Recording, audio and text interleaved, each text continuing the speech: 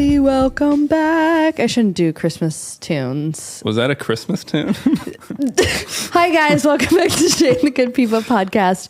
I'm Shay of The Good People. It's Christmas time and I kind of feel good about it this year. I'm working on the Upper East Side teaching children now, teaching music in the morning, and teaching children how to act. No, I'm just kidding. I don't do that. No. That's too stressful. But I pass a bunch of lights and decorations at like the Louis Vuitton store and stuff because I have to kind of pass through there. And I'm like, okay, I get a little bit of the holiday cheer. It's not Christmas specific, but I get the holiday cheer. We've talked a little bit about our shared Jewish ancestry. Yes. Not that it's shared, but it's the Jewishness is shared. I mean, let's be honest. Maybe our people are in the same shtetl. It's a small pool. Yeah, like it's smaller than people realize, I think. But when I was growing up, because my mom is Jewish, my dad is non-Jewish. Yeah. He's Christian, I guess. But we did both Christmas and Hanukkah. Did you have any Christmas exposure or no? Absolutely not. None at all. We were not allowed to have a Christmas tree. My mom forbade it. It was more of like, it wasn't like, I should reframe this. It wasn't like, no, you can't have this. It was like, Hanukkah and being Jewish is very important. Yeah. And we're going to, people can do whatever they want, but my mom wanted to establish like Judaism is just as, and Hanukkah is just as valuable as Christmas. This is not to make this like a Judaism conversation, but why not? Yeah. Like, got two Jews on the mic. What else? I grew up in such a heavily Jewish area too. The sense I always felt was like in Connecticut and Westport. Okay, wow, yeah. But it's just there's so much non-Jewishness everywhere else you go. It's this feeling of like we have to sort of really work to establish this, like, you know, make it a solid presence as opposed to a diminishing presence. That was always the sense I got, sort of. Which you wouldn't get that throughout the world. I mean, we're in a very intense time right now, but it does seem like, and people do make it seem like Jews are just everywhere doing everything. And I'm like, the numbers are they don't reflect that. We're so small. Yeah. But also, I mean, like TV culturally, I guess it's there, but like same with Italians. Like I feel like there's more Italians than Jews. You know what the issue is? It's like, it's the percentage of movies, I think, that like include people from those backgrounds. Yeah. Like that makes us think because the percentage of movies is maybe higher than the percentage of actual like per capita. Yeah. Because there's not a lot of like, I don't know about this. I actually don't watch a lot of movies, but I can't recall any like Christian themes in movies besides like Carrie. Yeah. I mean, I think they're embedded, but not overt, maybe. Totally. You know? Yeah. And anyways, this is also Shay and the Good People podcast. We have my friend Dustin Lowman here, who's on the mic. Podcast, right? No, it is a music podcast, but like cloaked over like a podcast about spirituality, essentially. Okay. That's what if you listened to any of the episodes. But let's face it. You haven't listened to it. So Shay and the Good People is a music show that I host monthly at Pete's Candy Store in Brooklyn, and then the podcast is like the sister show to that, where I'll host, and then I have 3 different singer-songwriters on the live music shows, and throughout this episode you'll hear little clips of Dustin's performance at the show because I record those too, and by Irving so professional Bedori. Thank you so much. Irving's amazing if you need anything mixed or mastered. I just hired him. You did today good for something else. The freaking best. I'll put his info in the show notes. But then we come here and just talk about whatever the frick we want to freaking talk about. Yeah. And Dustin was on the August show of this past year. We're in 2023. Almost not, though. This is absolutely not going to come out in 2023. Yeah, that's all right. Because I'm way behind on edits. You know what's it's just something I thought I'd share is that most years, you know, like when the year changes and you have to start writing the new year on stuff, it's like weird and jarring. This is, I am anticipating that this is the first year where it won't be jarring for me. Why? Because I'm thinking about next year a lot. Why? Because, you know, and this is something we can, you know, it would be apt to discuss that, like, when you're doing this solo, you're effectively running a business, you know, and I feel like business people are so good at thinking years ahead. Quarterly. Quarterly, but also like, and I've just seen this from my job, like 5 years, like every increment up to like 5 years, you know, Yeah. there's a plan for all of it. And so like I've been trying to do that more. That's great. Think years ahead, you know. That's very good. I don't do that and don't do that enough. I get pretty impulsive and like I work really well intensely at like really small, intense times. And then I kind of float or don't do anything. And then I'm like, I'm not doing enough. So then I kind of go back into like an intense period of work. And then I kind of am like, I don't do enough. And I started working with this new like coach, like career coach, like a creative career coach. And we have to do this huge Excel sheet of like 5 years. And then we work back like 3 years and then the 1 year plan and then the month. And I hate it. It's no fun. I do it and I do it because I know it's important, but it's no fun. But I don't think I'm trying to, I can't tell if it's like there's resistance that's coming up because it's new. It's a new way of planning, or if I'm getting overwhelmed by I don't get overwhelmed by the big picture. I get overwhelmed by like everything else up until like tomorrow. So like with the things that I have to do tomorrow to get to the 5-year goal, like the 5-year goal of like, let's say like, headlining a tour or something, which I'd like to do within 5 years, but let's just say that's 5 years. That's like, great. Let me just have that out there and think about that. And then and then I know what I need to do just tomorrow, like literally just tomorrow, but everything else of like, what do you want to have done within a week? And then if that makes sense, what would you want? What's your month goal? Like all of those. You can see very granular and also very big picture. Like Those are your favorite scopes. And then everything else is a little bit tougher. Those are my nervous system's comfortable scope. Yeah.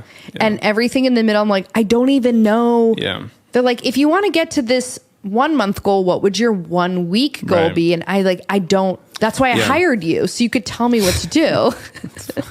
I am doing this pro bono. We should tell the audience, I think. Oh, you're saying you hired your life coach, not me. But I mean, if you're I guess I'll do it pro bono though. Yeah. I paid for the room. Anything. So I think not that I know anything, because I don't, but like when it comes to those like more intermediate, let's call them like scopes, I just feel like it's trial and error. It's like, I think if I post this type of content this many times a week, I think that will be good. Let's see if it's good. And then maybe it is and maybe it's not. And then change.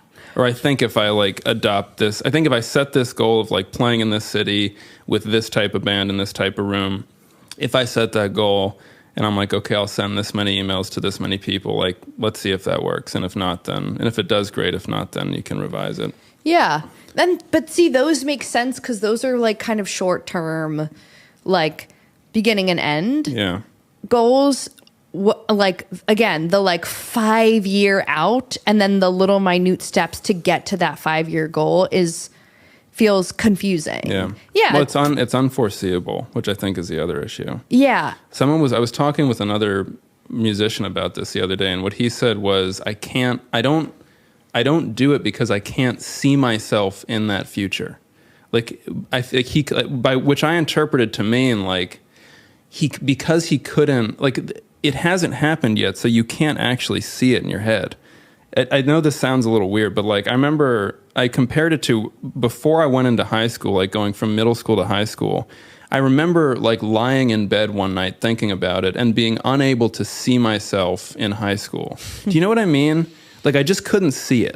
Even like I did go to high school and like it, but I couldn't foresee it for some reason. And so in my head I thought like, well then it's not going to happen. Like, I literally thought that. I thought, like, well, it won't happen for some reason.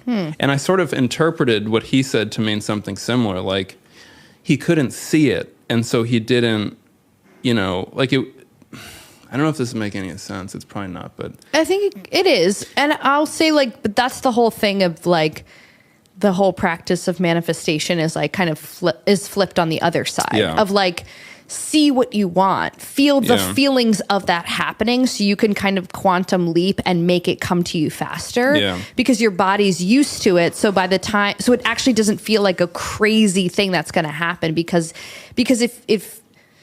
but okay, so here's two things. If you can't see it and you're like, I just don't know, you have there's a possibility that you've completely let go of the expectations of how it's going to come in, how it's going to happen, how it's going to feel, so that it also could happen. And you could have no hold on, you could have no emotional weight on it. Yeah. And so you're kind of like very clear in walking into high school, because you're just like, I just don't know didn't what's even happen, but it did. And so maybe it was a better experience than it would have if you were okay.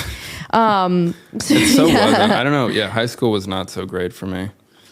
It wasn't a disaster. You were just too cool. I was too much of a Dylan fan. That was the issue. And like, I don't know. I know that there were, because I've met them since, but I know that there were other Dylan fans out there.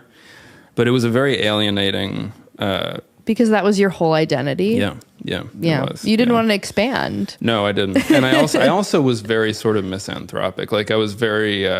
Frankly, like very Holden Caulfield-ish as a teenager, like very everybody's phony. And I can't see that. I know, isn't that weird? That's a I'm surprise. not that way anymore, but that was very much the sort of characterization of my high school. That was fun. I liked those characters in high school. I just wanted to be, I was such a theater nerd when I started high school, and I guess I kind of was when I finished, but I started smoking weed and drinking like 15, like halfway through high school.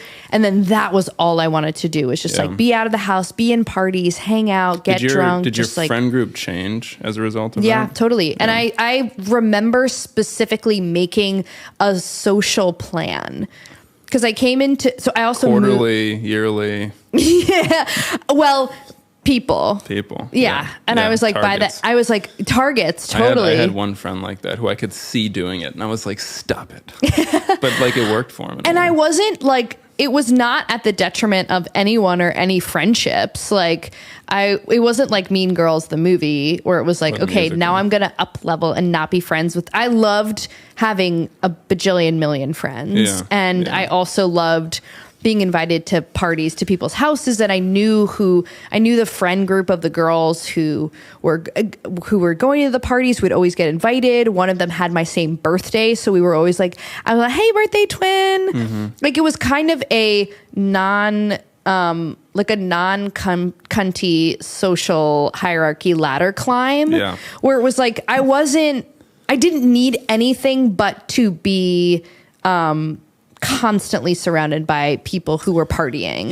I wasn't like, fuck you guys to the theater kids, because I loved them and I still like did theater or auditioned for it, and I went to school for theater, but I definitely was like, oh, like these like my theater friends were taking better care of themselves, and I didn't want to do that. I wanted to numb, so I wanted to go party. Yeah. That was what college turned into for me, was partying a lot. Yeah. But it was, I don't know, like I think in high school I interpreted the party people as lesser somehow. That they were not taking life seriously or something. Yes. Whereas I, the Dylan fan, was. I don't know. It's just funny. Like, I don't know, like what to make of that in retrospect. Like that kind of outlook develops and takes such firm hold in those years. I think it's autonomy. I think it's just natural, like puberty, individuation. Autonomy. Yeah, you have like a very militaristic structure of school, but it does kind of get you separated from your parents, because also then you start driving. I don't know about you, but like I started working right away at 15, so I had my own money, and I just felt like I really wanted to do, I also came out of just like a horrible divorce from my parents, but I didn't really understand what was going on. Like inside me, I just was like, I want to be as independent as possible. Yeah. And so potentially that was maybe of like you wanting to be individual. Similarities there. I think there was also a divorce. It was not horrible, I would say. It was frankly, it was about as amicable as I've ever seen a divorce. You were like, it was kind of cool. It's kind of great. And like awesome. I think it was interesting to look back on. I didn't really connect these dots at the time, because how could you? But like my songwriting interest developed then, my Dylan fixation developed then. All of my passions got substantially deeper, concurrently with the divorce happening, and also with being on like a really hellish acne medication. Oh fuck! So like it was a whole cocktail of things. But like I don't think it was an accident that in a time of emotional need, like I kind of put it on another activity and, idle. Yeah, that, like those things all happen simultaneously. Yeah, that makes so much sense. Yeah. It's just it's interesting to go back to these years, isn't it? That's kind of all I do. Yeah, because it's like we don't know what's going on. Are you in during therapy? them. Yeah. Okay. Yeah. So this is not new. It's not new, but I think I remember reading. I think when I was reading Nabokov's memoir, "Speak Memory," I don't know. I'm sorry even to bring it up. I don't know how to read. Why did I read that? Somebody recommended it.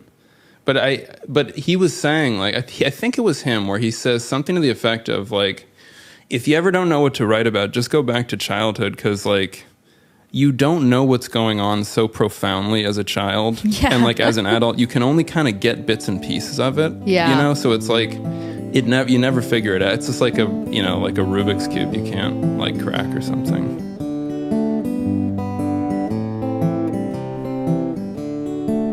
Before I was a shoestring spender, I went out on a 2-week bender.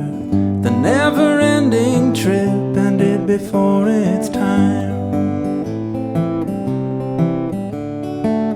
I got a grip upon the last rung. Too many soldiers' songs go unsung. I filled my lungs with the golden breath of time.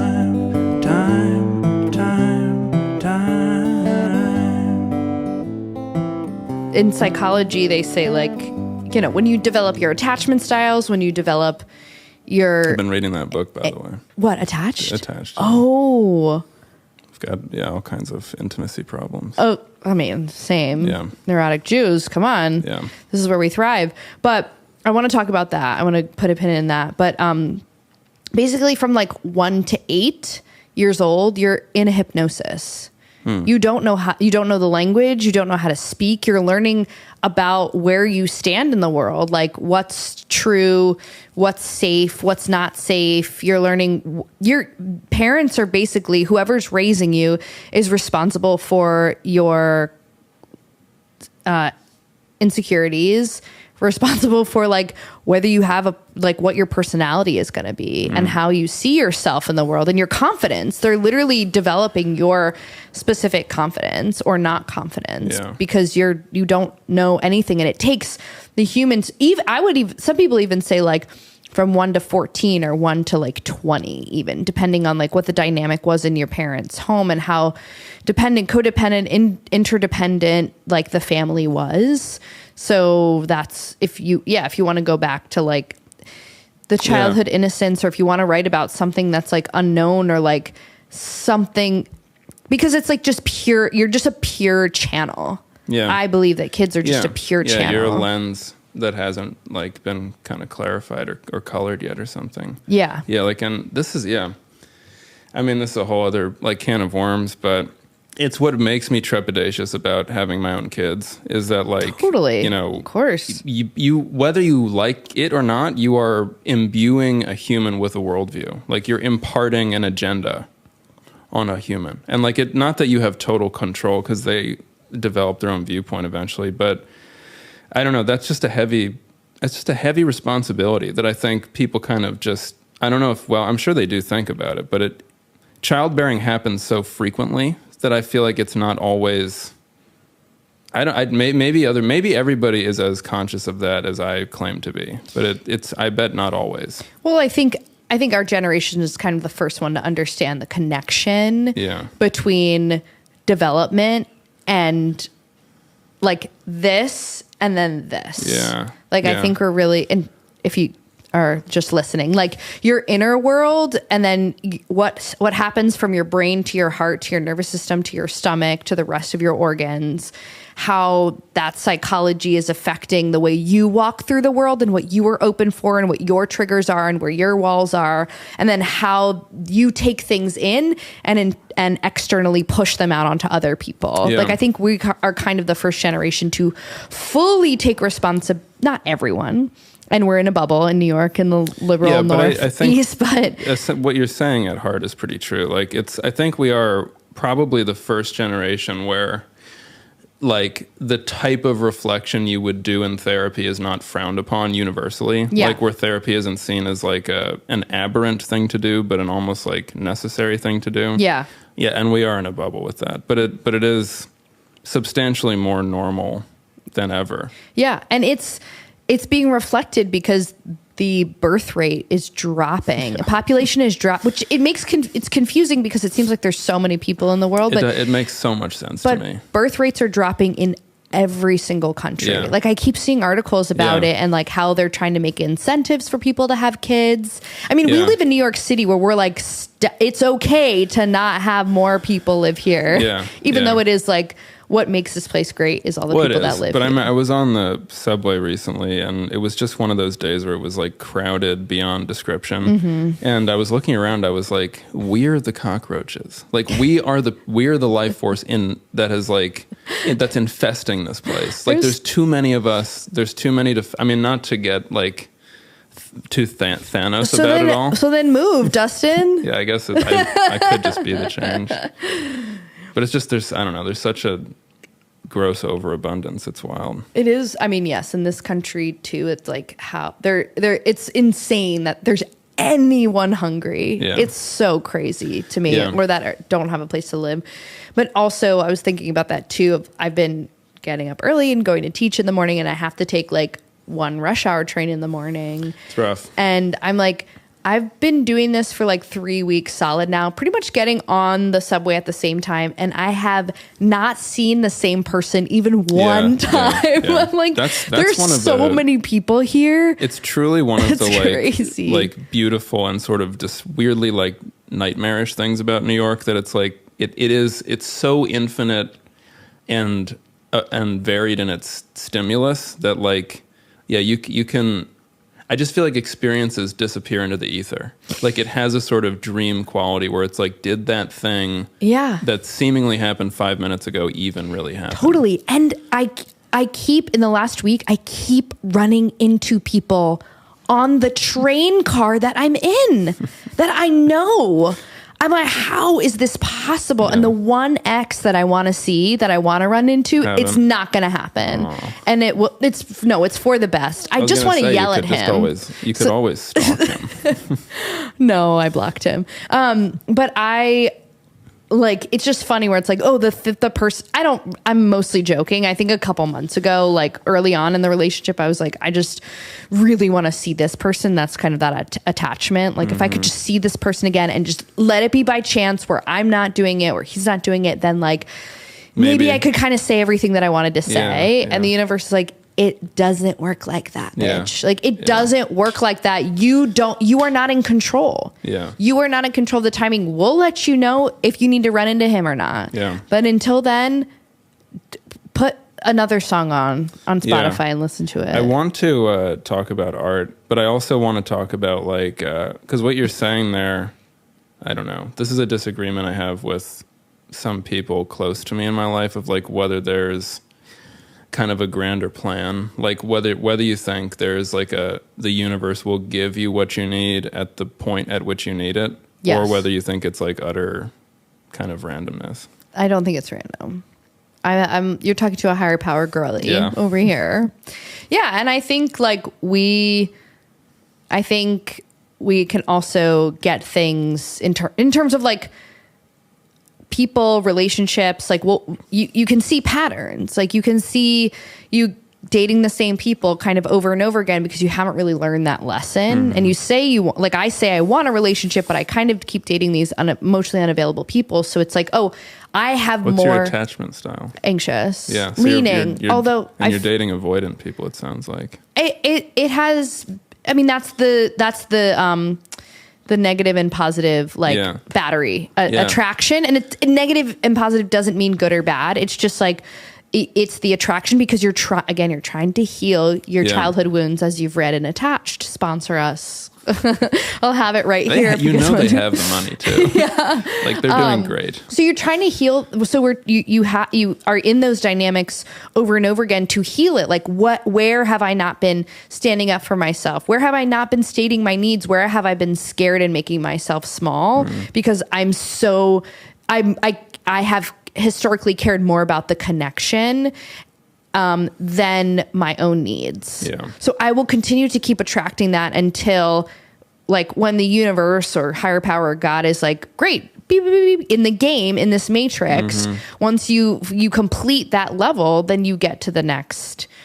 And I also have been like studying, practicing this Buddhism for 2 years. I've kind of gone away from it, but also I went to like a Buddhist meeting today of like, where is the kind of the good in everything? That's a very like Buddhist concept. And also Jubus, like Jews like gravitate towards Buddhism so frequently and on such high numbers because sounds like a candy. Jubu? Yeah. Would it be, what would like the taste I think palette it would be bitter on the outside, like sweet on the inside. Oh, so like a Sour Pat? Yeah. Or Warhead? Like a warhead. Yeah. Yeah. You know something interesting? I went to the Brooklyn Museum yesterday, and my brother and I had no plan, and so we're sort of just wandering from room to room. And we were looking at like some early Buddhist art, as it turned out. And early depictions of the Buddha were thin, not the big sort of like jolly tubby fellow that we've come to know and love. Is that like, I don't know the history of it, but it's like an Indian, like like ancient paintings, right? Of Buddhism? And like sculptures too. Like it was like, appeared to be gold sculptures that were Chinese. Okay. And then there's also like a Thai Buddhism that has like a different depiction of the Buddha. But by and large, they were pretty slender. Yeah. And it was just interesting because all the iconography I've seen is like, this, smiling, happy. So I was like, what? Thickums Buddha. And both are great. And I was just like, how did that change happen? You know? Well, it sounds, I don't know, regionally, time. I don't know enough about that, but, I'm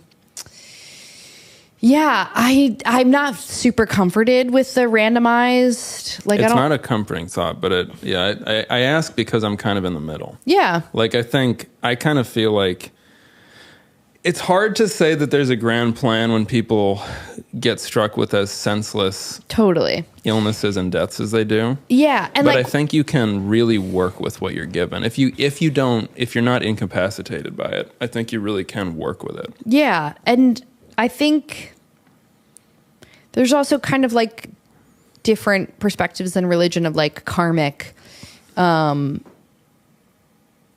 assignments. So we don't really, the whole thing is like we don't know. And we don't have control. And we don't know what soul came in to live 1 or 2 years and one to like 91, 92 or something, or have things happen to them. I mean, it's tough. The more intense loss is harder to kind of put together of like, wait, what the fuck? Like, why would you do this to me? That to me is, that's where the plan theory sort of breaks down for me. Yeah. Because it feels like I don't know. Not to like, I feel like I'm always sort of conscious of like stepping on the toes of people's beliefs, you know? But I do feel like that's where that one breaks down for me. It's like, well, you know, why would their life suddenly and unjustly end? Yeah, I don't know. And mine wouldn't. And also what's unjust, what's not. Like, I have no idea. I think that's just part of being a human is like, why are we even here? What is the point? But we are lucky that we have art. Just to play music, yeah. Honestly, just for Bob Dylan. For Bob, yeah. I saw my 10th Bob Dylan show recently. Did you go to, what was it? It was in Connecticut, right? It was at King's Theater in Flatbush. In Brooklyn? Brooklyn. I think Flatbush. I'm trying to figure out how do I want to say this. So in 2019, when Bob Dylan. How am I trying to say this? Get out. No, it's about Bob Dylan and someone who went to see Bob Dylan. I have a friend, I guess, this guy from London in 2019, like stumbled into a show that I had at Rockwood Stage 1, my EP release show. Never met this guy before, but he was just visiting New York, and we just like we talked afterwards, kept in touch on Facebook, and then he reached out to me and was like, I'm coming to New York this fall.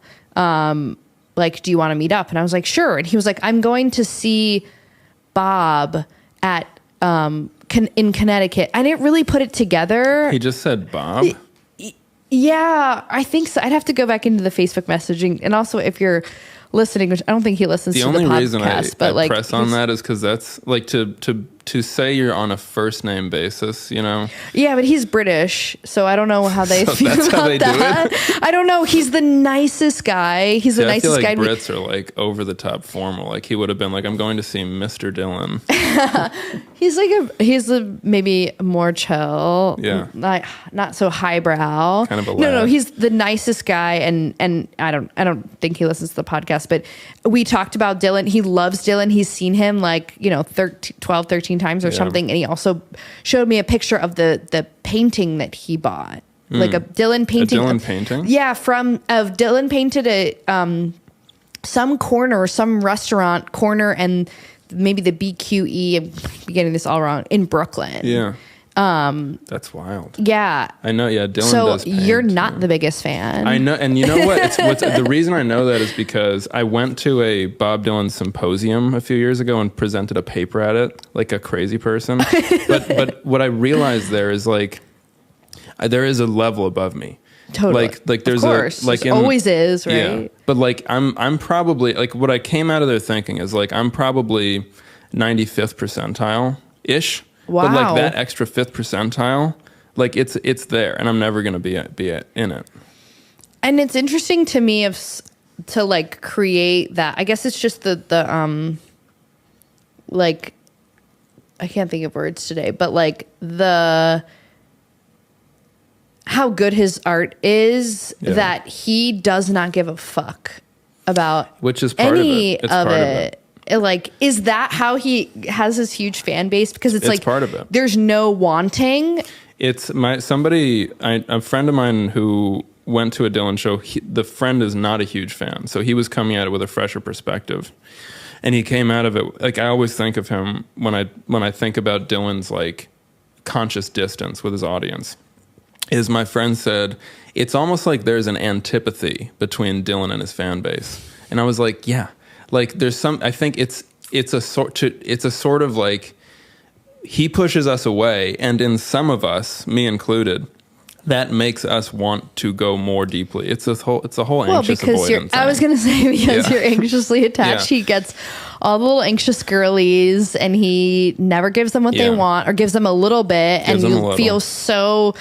Like when you're in his space, you feel seen. You're like, I'm just happy he called. I can only feel good after I get a text from him or after I Bob. get the phone call. But until then, I feel like a mess. Something's missing. A wreck. Yeah. I mean, to give him slightly more, like I think the other way to read it is that he, and this is something we experience as like early career DIY artists, is like, branding is both so necessary and so abhorrent to people like us. Like I think we need it so much in order to be able to find an audience, and it's so awful because art being an artist is not about boxing yourself in. It's sort of about like dissolving your like conscious borders and social borders, and so it's the very antithesis of what you're supposed to do. And I think like Dylan has made a point at so many points in his career of just throwing out the old him and coming up with a new one. And so I think that makes him a real artist's artist, because he has the kind of career we would all like to have. Totally. Where it's like he masters a particular method of presenting his work and then throws it out and does another one, and like does another sonic format and aesthetic presentation and songwriting style. And so it makes him, to people who are into that kind of thing, it makes him like catnip. Salt on my fingertips, sun in my eye. Well, I felt what it felt like to lose and be free. 'Cause some stay in harbor, some go to sea.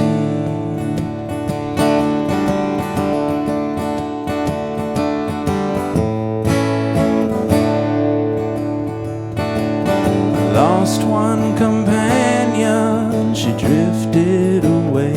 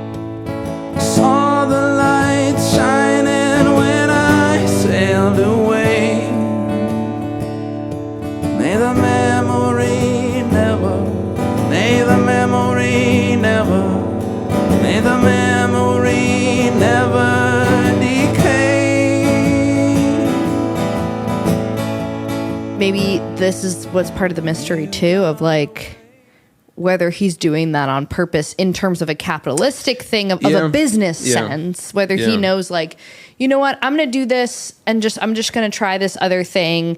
And I know that people will still buy tickets no matter what I do. Or if he's just like, I really don't care. I want to do what I want to do. And the universe has assigned him the magnetism of being an artist throughout, his decades on Earth. You know what I mean? It's a good question, yeah. I mean, I it's think like chicken or egg. The fact that he's been, it's so funny. Like, whenever I was at a party recently and the subject of Dylan came up, and I just could hear myself talking more and more about Bob Dylan, and I was like, you guys have to stop me. When it's no longer, when you're not getting anything out of it, you have to stop me. And I can feel myself like, I just have so many opinions. You can't stop yourself. No, I can't. Yeah. Do you go to parties a lot in Brooklyn? I feel like I don't. I don't go anymore. A lot. I go every so often. Okay. I'm not a good party goer. Do you drink? I do, but not much. Mm-hmm. And also much less lately. Yeah. And I don't smoke. I'm not like a straight edge guy, but substances are not a big part of my life, like on any level, except for like coffee in the morning. That's about it. Yeah. That gets in the way, I guess. I also I don't know, like more and more these days have been feeling like partying is a bad investment of my spirit for, because there's just so much work I know I have to do if I want to get this thing off the ground. And every time I party, it ruins a day. I'm 30 now, and like the consequences of my actions are a lot more welcome, to the 30s. And it just, I get the bill is so much harder to foot. Yeah. Every time I party. And so it disincentivizes it. Yeah. I prefer like saloons. Love a saloon. I miss those. And I would love to have an apartment or a house like that in Brooklyn relatively soon before I just get really tired of gathering. But yeah, just sitting around having good music. I went to like a little holiday gathering last night. It felt like that. Spencer's? No, I didn't make it over there because I had a gig, and then it was like after. Like I didn't go to bed until 2 a.m., which is insane. Yeah. And I'm sober, so I wasn't like out drinking, but I was like, we were just hanging out, which was really nice. The hang can be intoxicating, no? Totally. Yeah. It is. I love the hang, but I want to start the hang at like 7. Yeah, same. Then totally. I want to be under the covers by like 11:15. Yeah. Teeth brushed, maybe flossed. Yeah, but I do about 1 out of 3 nights flossing. It's tough. I tried it. Wait, 1 out of 3? Yeah. I'm pretty good. How does that work out within the week? 3 times a week? I guess it varies week to week. 7 is the worst number for like division, don't you think? I haven't done it, but I agree. It doesn't go into anything. I tried it. Yeah. I've even tried to I've gotten so lazy. I'll keep the floss next to my bed. No. So I floss and then I throw it on the floor and clean it up in the morning. Wow. Because I'm like, you know what though? I think if that system works for your teeth, then God bless you. I think it gets me there, and I'm really nervous to live with someone. Like that's probably the most like slovenly thing I do. Yeah. I like how I said that 3 times. Slovenly. Slovenly. That sounds slovenly. like a really slow and boring like Eastern European talk show.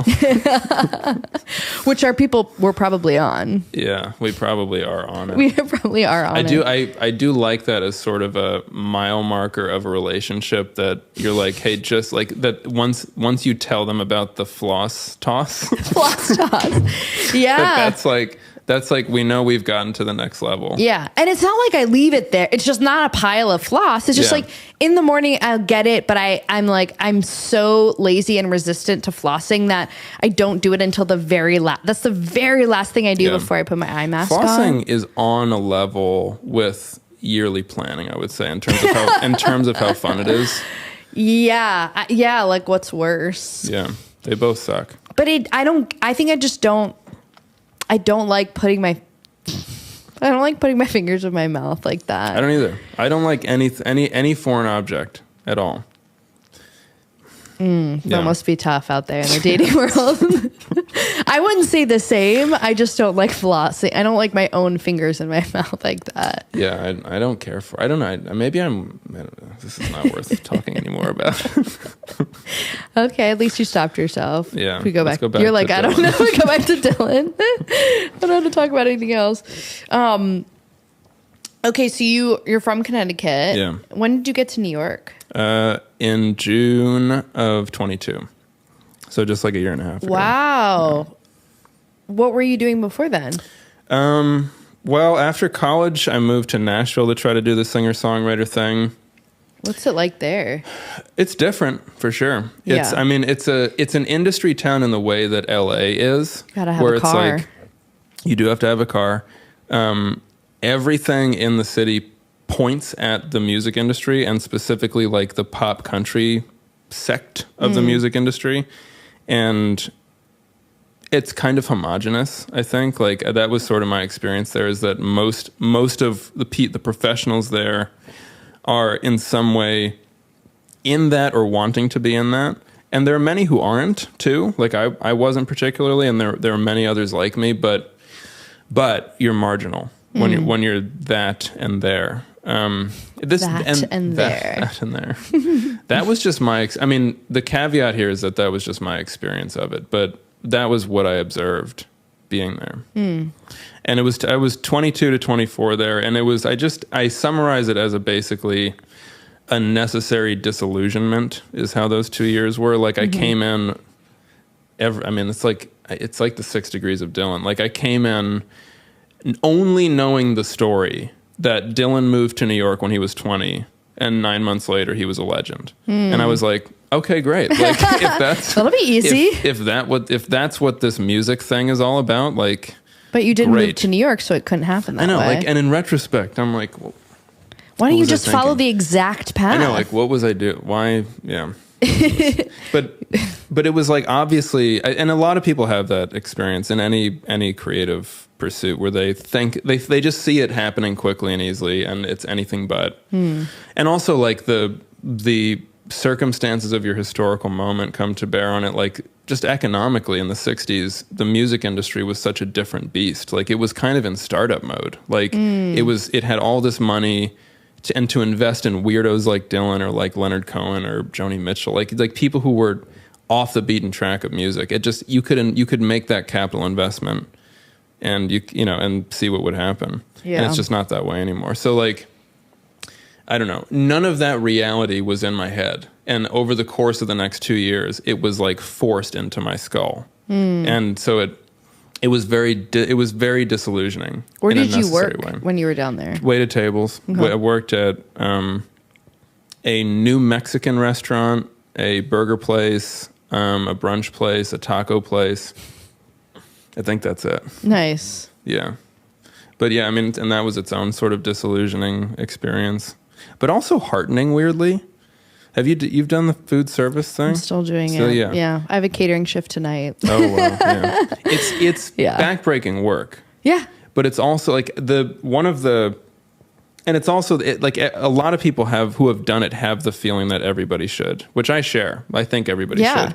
Not both because you kind of see you serve. I mean, and like understanding what it is to serve is important, but also you see such a broad spectrum of humanity. And what I experienced is that my snap judgments were almost always wrong. Like I would see someone come in and I'd be like, ay, like this is going to suck. And then they were so sweet and were the table that made your day. And you're just like, well, like it shows you how wrong you are when you judge people quickly. And that was a really important takeaway. Yeah. But the fact remains that it's backbreaking work. I mean, can't seem to figure out how to get out of it. Like I keep saying, and I've shifted like to just catering, and I work for a couple companies, and I do other things now. Like I said, I teach, and I have a couple performing groups that I travel with, but it's definitely the place where I am like, where like my mind doesn't like my brain doesn't like to be, if that makes sense. Like every time I'm and I've now noticed that like even taking in some catering companies, like I have to just work in the kitchen.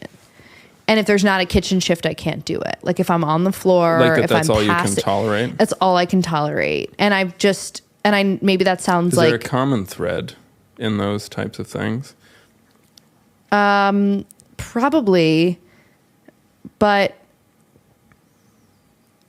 in like which, As in, like, is it like a type of place that you don't like to be out on the floor at, or like a type of, like a level of, I don't know, like... yeah, I think like the kind of like cattle vibes to catering, especially when there's just like, it's an event for like thousands of people and there are 100, there's like 10 servers for every 100 people. So if there's like 1,000, there's just a lot of us, and they kind of just treat us like cattle and like are like kind of go over here, stand here, and like everybody, you like get the trough open of like the pre-shift meal of like the mystery meat and macaroni pasta and like lettuce with no dressing. And it's like, what am I I don't, and like some companies, not the ones, I feel good about the ones that I'm working at now in terms of like management, how they treat us, but I've just been working at, and it could be for any job, like when you just get treated like utter garbage.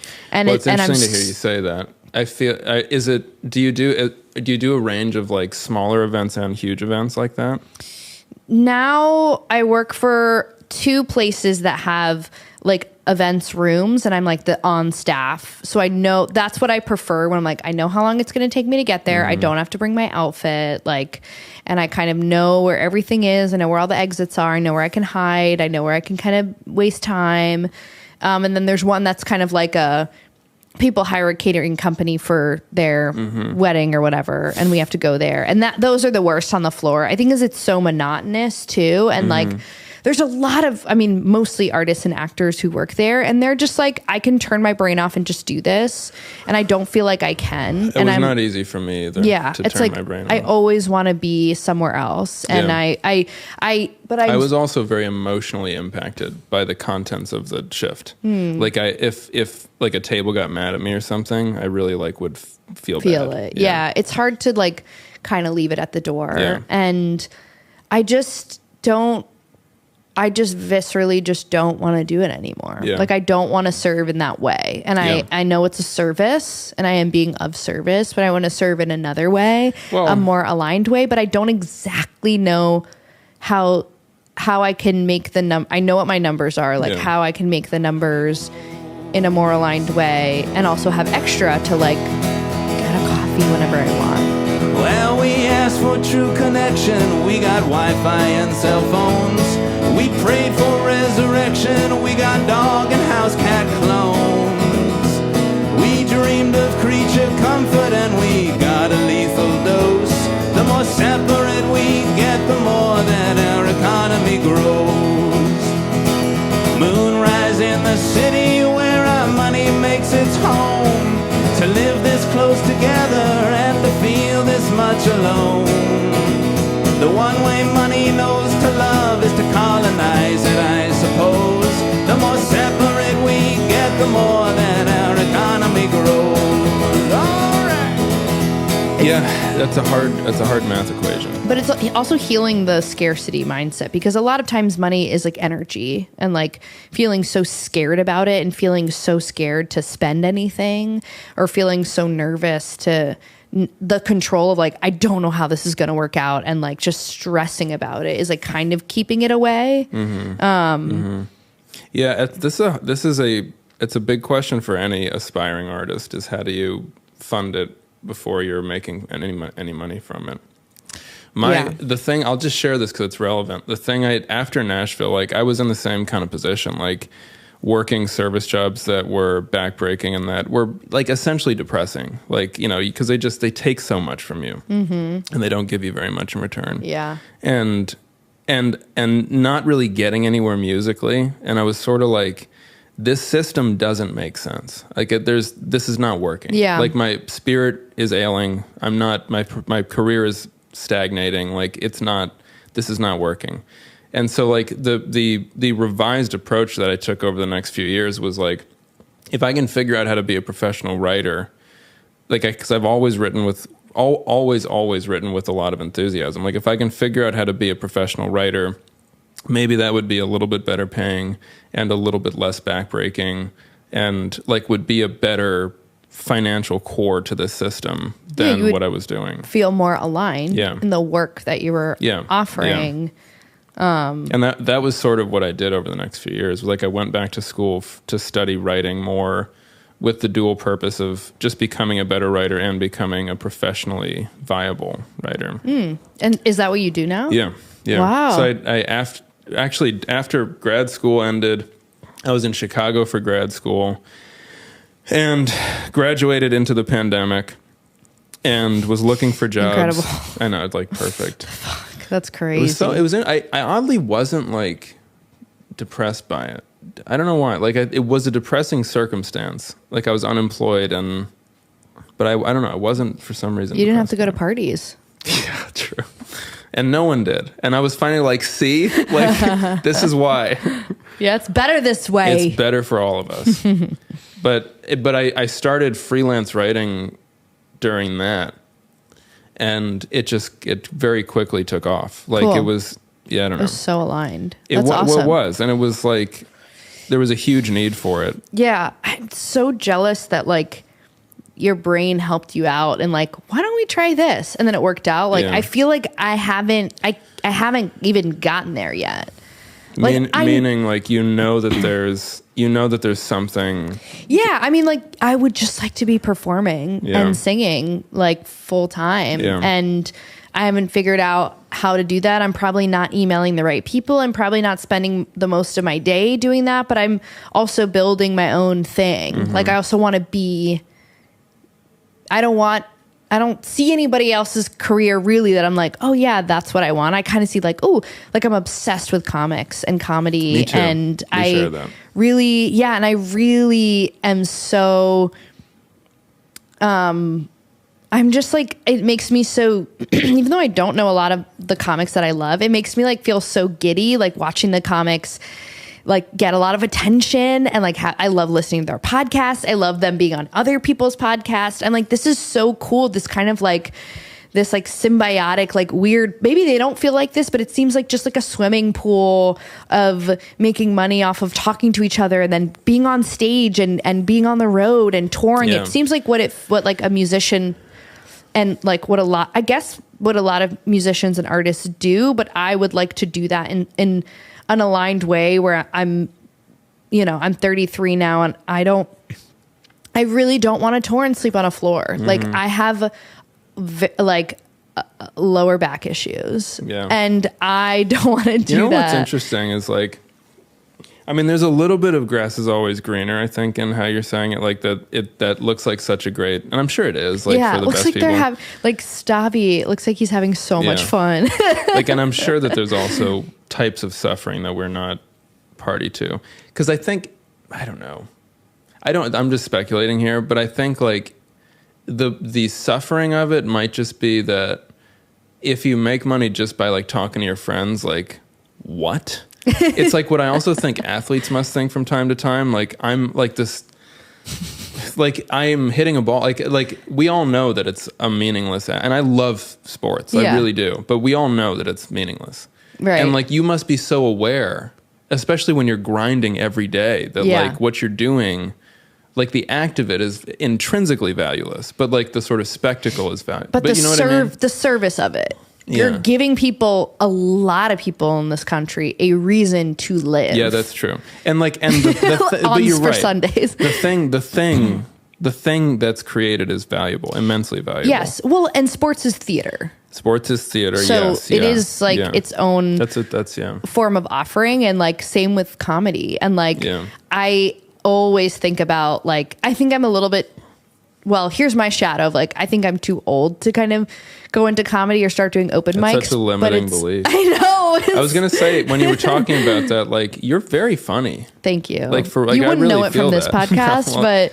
Well, we started with Judaism and, like, went to Bob Dylan, like, the least funny things. Which makes sense. You really are. Thank you. I appreciate that. And but I also just love making people laugh. And I love being surrounded by other people who enjoy making people laugh. And I think it's coming back now, and we both did The Letdown, which is a great weekly show in Brooklyn that you guys should check out. Like, bringing comedy and music used to be a lot more, I think, symbiotic, pre-pandemic. Now I think it's coming back. And I used to host a bigger show that has comedy. And I really, like, a huge dream goal of mine within like the next year or two, like I would love to just be opening for comics more, like just because it's different.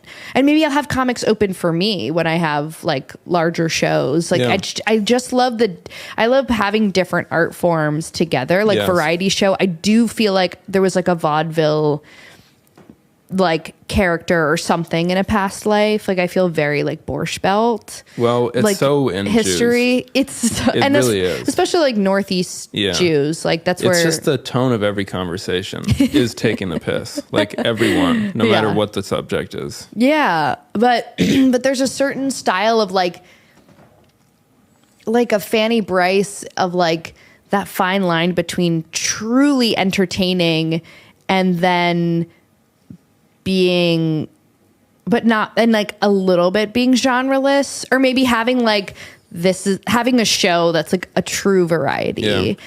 Yeah. I mean, I think what it's sounding like is like you have kind of a sort of an unconventional vision or a vision for where you want to end up that's a little unconventional. Like it straddles two worlds. Yeah. And I feel like something I was thinking about recently was like when you get to the hard question to answer, you're in the right place. Like, so that question is like, how do I merge my obvious sort of love for and ability for comedy with my love for and ability for music in a way that sort of doesn't couch me in either world, but kind of works with both? Yeah. And that's a hard question. Totally. But I think that means you're in the right place. Thank you. Well, I've been in this place for 25 years, but no. So since 8 then? Yeah. Well, technically, yeah. But I started, I also go pretty hard as like Aries Jews, both of us. Like I go pretty hard at a thing or an idea, and then I like to pivot kind of often. But I started when I've said this in the pod before, but you know, got to get people listening so they remember. But I started at 7, like a competitive dancer, like competition, costumes, makeup. It was everything. It was like lyrical, acro, jazz, solos, like small groups, power teams. And that's like about I mean, because I know dancers, the little I know about dancers is like, it's a young thing. As in, like, it's a child thing. Yeah. And, like, by the time you're, like, 19, if it's not working, it's kind of not working. Yeah. I mean, you get a scholarship to go to school for dance, or it's, like, dance gymnastics, like, Olympics, maybe. But, yeah, you kind of do it, and you get the best at it. Maybe you get money for college. Maybe you just get money because you can win a bunch of, like, scholarships and things. Okay, we got to wrap up. Checking on our sponsors. Yeah, they're just rolling in. Stop emailing me. I'm interviewing. Stop. Anyways, but yeah, I think that also lends itself to being in New York and of just you're constantly surrounded by everything and inspired all the time, and also inspired by things that are bad because you're like, oh, I can do that. But okay, so we've got to wrap up here. Unfortunately, maybe we'll do a part 2. Kind of a shame. I know. I'm having so much fun. I know you wouldn't know, but like people. That's my issue. Is I'm one of the like people often accuse me of being kind of not expressive, like which is true. Like I'm not somebody who expresses well. Yeah, except performing. Yeah, well, because Dylan isn't very expressive. He's not expressive. He was my model. But yeah, but that's my issue. My mom. He was my mom. Well, Dustin, tell me, what's one thing that's bringing you joy right now, and it can't be Bob Dylan, and what's the thing that is your biggest challenge? Joy. Rapid fire, ish. I mean, there are probably a few things. I think something I'll say, because it's sort of an unexpected joy, has been working on my social media stuff, like making stuff for social media. Yeah, you're really on it. Because I always, being the Holden Caulfield-ish soul that I was and sort of am on some level, I always looked at social media as crass and meaningless and, you know, probably destructive as a force in the world. And it is all those things, but it's also, I think I'm trying to take a more optimistic view of it as just another creative outlet too, and have been getting a lot of joy just from applying my creative instincts to social media. Yeah, I don't know. It's a slog because it takes a lot of time out of my day, but it has been what bringing else me are you joy, doing? too. Let's be Seriously. honest. That's the thing is, I think that Wait, was that your joy? It has been the application of my creative instincts to social media. Okay. Has been the joy. And then what's your biggest challenge? It relates to my biggest challenge in a way, which is that I'm doing this alone. And not just alone as in like without a management team or something, but I'm single and, I'm not somebody who asks for support easily. I'm not somebody, I think I sort of have this embedded belief that depending on anybody for anything is a weakness. And it's a very sort of typically like masculine idea, I think. And I'm aware of it, but I'm kind of working on changing it. And I think like a challenge for me is being on my own and wrestling with that really deeply seated trait and trying to work on it, but it's a challenge for sure. Well, whenever you want to drop that lone wolf limiting belief, I'm even like looking like a wolf these days. Well, you heard it here first, lady. Wait, do you date women? Yeah. Okay, I'm going to assume. But yeah. All right, when you see Dustin Lowman on Hinge, slide in and put a Bob Dylan quote. I think that'll probably... There was one person I matched with once who had a Dylan quote in her profile, and I think I overwhelmed her with like she was like, wait, I don't like him that much that I want to date him. She actually didn't message me back, and I was like... Not meant to be, honey. Yeah, it will come. Yeah. And we can talk more about the single, like... But not just being single romantically, but like singularly doing the business, because it's just like it's a part of it and it gets better.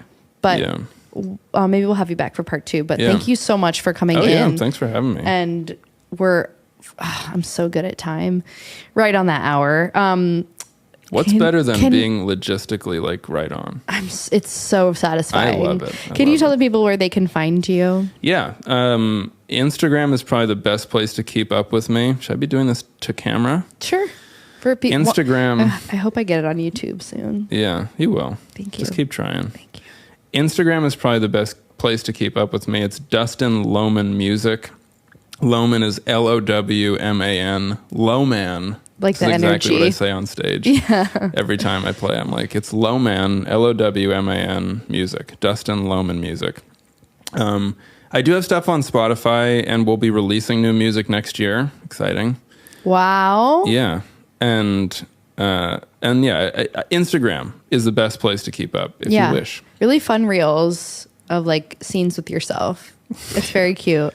Thank you guys for listening to Shay and the Good People podcast. Follow us at Shay and the Good People, just like it's spelled SHAYANDTA. You could spell it. I believe in you. There's no hard words in that one. No. Not a one. No. I mean, Shay maybe, because like Shea Stadium. Mm-hmm. But... Bye. Hate yourself on social media. Hate your neighbor in the news. Hate the government for governing. Hate the red side or the blue. Hate the false Illuminati. Hate the glitterati. Those who make us feel more separate and who make our economy grow. Sunset in the city where I wake up next to you. Come and watch it with me. It's $10 for the view. This toxic river flowing freely. How it burns, how it glows. The more separate we get, the more that our economy grows.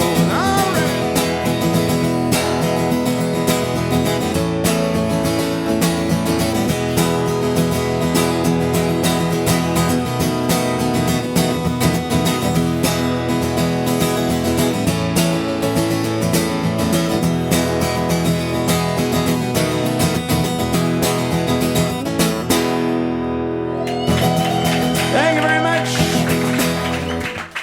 Enjoy the rest of the show. Good night.